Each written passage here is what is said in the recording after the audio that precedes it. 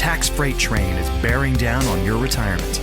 To protect yourself, you'll have to harness the power of zero.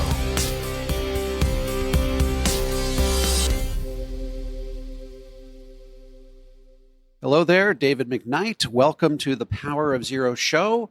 Grateful you could join us, author of the best-selling book, The Power of Zero, as well as Look Before You Lerp and Volatility Shield, all of which can be found at davidmcknight.com. Got some good news on that front. The Audible of Volatility Shield is now available. Of course, Power of Zero and Look Before You Lerp are also available on Audible. Those can be bought only on Amazon.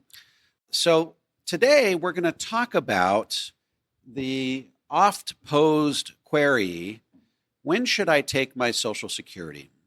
Now, this answer can change dramatically if looked through and considered through the lens of the Power of Zero worldview. First of all, when should you take Social Security? Well, I'm going to tell you that it all really comes down to this: how long are you going to live?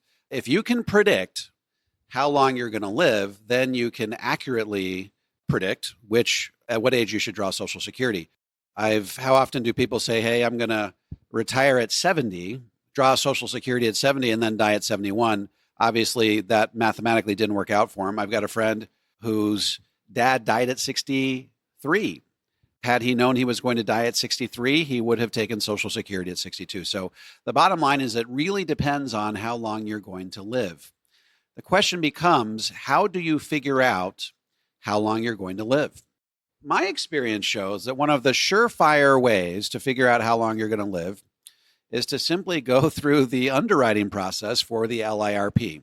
Remember, these underwriters who are evaluating your health situation are like odds makers in Vegas. They're in the business of predicting how long you're going to live, and they're pretty darn good at it. They're basically betting money, i.e. your death benefit, that you are not going to die anytime soon. They need you to live long enough so that they can have it be a worthwhile investment for them and ultimately provide you with the protection that you need in the event that you die or should end up needing long-term care.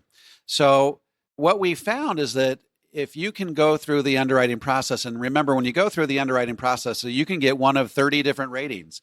1 means you walk on water, you're going to live forever. 30 means they got to kind of hold out the mirror and see if you fog it.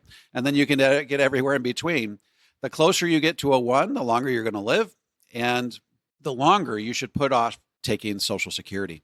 Now, what I'm going to discuss next presupposes that you are going to live a nice long life.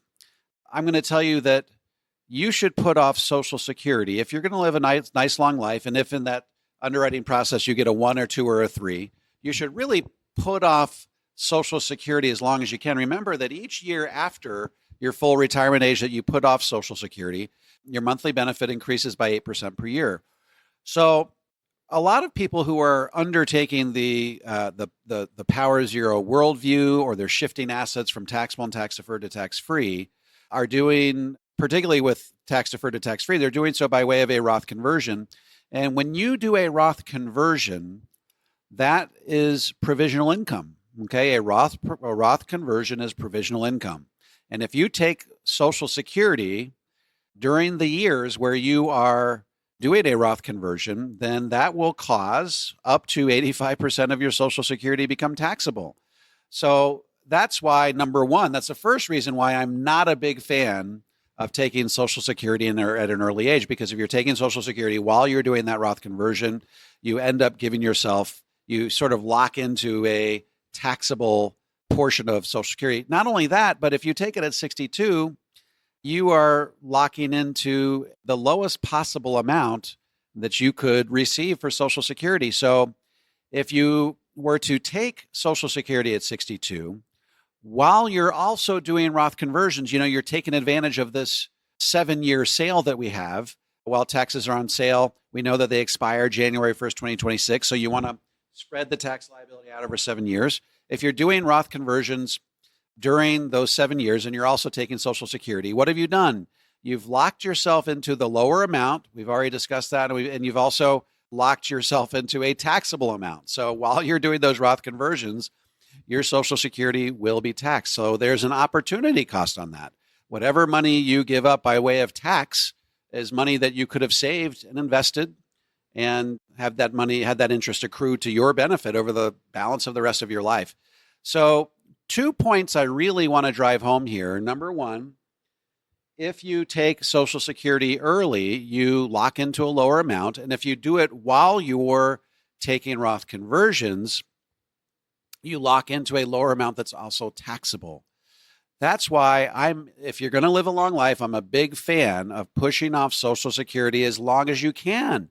Do it, take it at age 70. You're locking into a much higher amount. Mathematically speaking, you'll be able to take more money out because the longer you live, the better off mathematically speaking you are to take the Social Security later on in life. But also, if you get all of the Roth converting done by the time you take Social Security, you can get yourself to a 0% tax bracket, get your provisional income. If you're a married couple, get your provisional income below that $32,000. Now, all of a sudden, what have you done? You've locked yourself into a higher amount that's also tax-free. You never give up any tax for your Social Security. So there's a lot of benefits of pushing Social Security off, especially if you're going to live a long life, and especially if you're planning on doing Roth conversions. It doesn't make a lot of mathematical sense to take Social Security early if you plan on doing a lot of asset shifting, and especially if you plan on living a long life. So it really comes down to this. How long do you think you're going to live? Figure out how long you're going to live by going through the underwriting process. See if you can qualify for an LIRP. If you're going to get a 1, a 2, or a 3, it makes sense to push Social Security off as much as possible. If you go through the underwriting process and you find out you're going to die at age 70, forget everything I've talked about so far. Don't worry about pushing Social Security off. Take Social Security immediately. That's going to work out ultimately in your best favor. So in summary, if you're not going to live very long, take Social Security as soon as you possibly can. If you're going to live a very long time, push Social Security off as long as you can. Get your Roth converting done in the meantime. Fund your LIRP. If you're doing it out of your tax-deferred bucket, do that in the meantime. And take Social Security at age 70, where you can lock into a much higher amount that's also tax-free. Again, folks, opportunity cost. There's a huge opportunity cost when you pay a tax that you didn't otherwise have to pay. Not only do you lose that tax, you lose what that tax could have earned for you had you been able to keep it and invest it for the rest of your life. So didn't want to spend a lot of time on today's podcast other than to tell you that if you are adopting the Power of Zero worldview, if you are implementing the Power of Zero strategy, it's my strong recommendation that you push Social Security off as long as you can, so long as you plan on living a nice, long, fruitful life. Again, if you want any of our books, Power of Zero, Look Before You LERP, or Volatility Shield, you can get them in hardback or paperback. For those last two, you can get them on Kindle, and now you can get all three in Audible.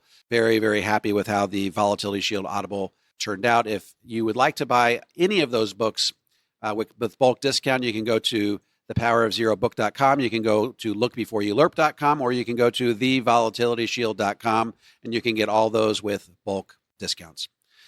Remember, you can subscribe to this podcast, and if you subscribe, you can get an email sent from whatever is your favorite medium through which to enjoy this podcast. You can get an email from that particular, whether it's YouTube or whether it's iTunes. You get an email sent right to your inbox letting you know when the next podcast is available and what it's all about.